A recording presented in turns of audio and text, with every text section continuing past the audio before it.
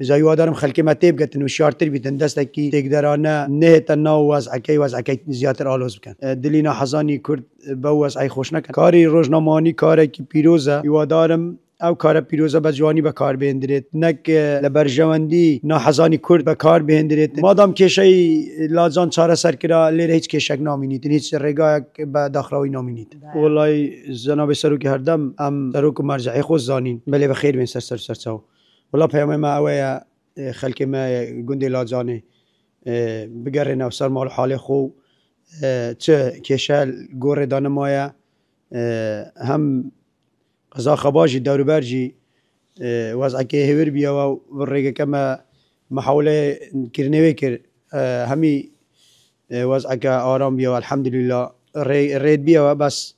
هوادارم خلكي ميلا زاني جي بقرر تسمع الحال خو جانا خواصاي بقرب كان والله زكاة بو أمنيتا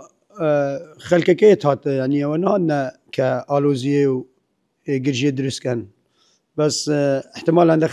خلاتي بقتن يعني بشكل كدي ليك دنوا او هزامي شبرايد منو ها كردنو ها بو امنيتا ولاتيت هات بو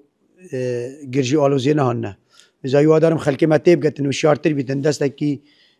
تقدرانا نه تنا وزعكي زياتر الوز بكن بله برزو سيرينا خو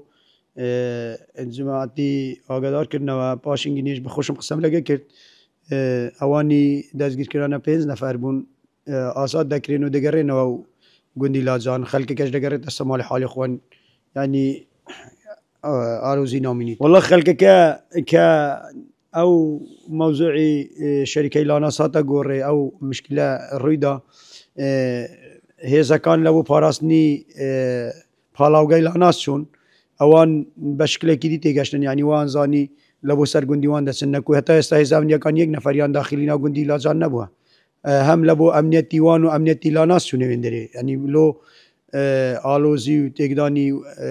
واسعکی نشونه وندره او هزانه ولا قصکانی وی هوار اند قصای کرده بو نویش او خلکی دیتن کلا سر او زادان لسر شقامان مال و خزان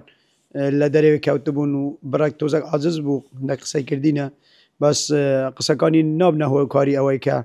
وضعك زيادة آلوز ببيتنو وضعك كنتروله هوادارم خلقي مش قضاي خبات و دور بر همو دام بخدا بگرنو مادام کشید لازان چاره سر کرا ایره چاره سر با ایره هیچ کشی نیه والله امنیتی کردستان گرینگه پیوست لسر همو مان بپاريزين او امنیتا بخوين شهیدان هاتی تارا و هوادارم خلقي ما لوي وشارتر بيتنو دلينا حزاني كرد بوز أي خوش نكن وزعه لمان تيك بتشيتنو أو نعمتك خدايا خدا أو أمنيت وآسايشي بما يدايا أما دبي قيمتي بزانين شكر بين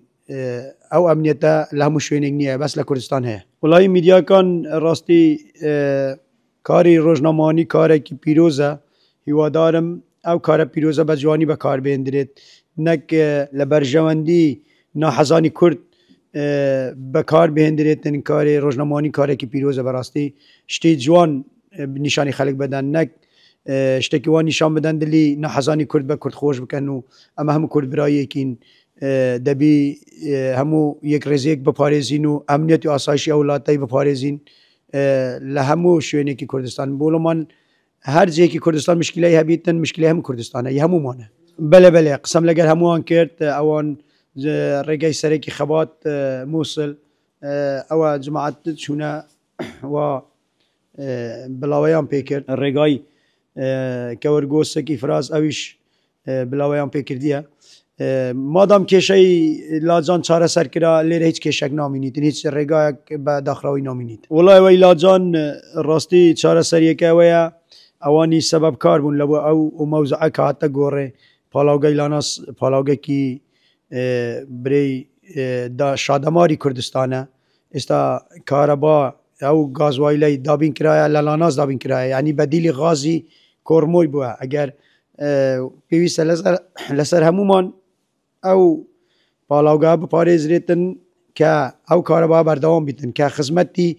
او هولاتيانا يعني خدمتكي سرطائيه اگر استلا ناس نباید باب کارب بین کارب نبید والله دواکارم گنجلاود ما عشرت هر کیا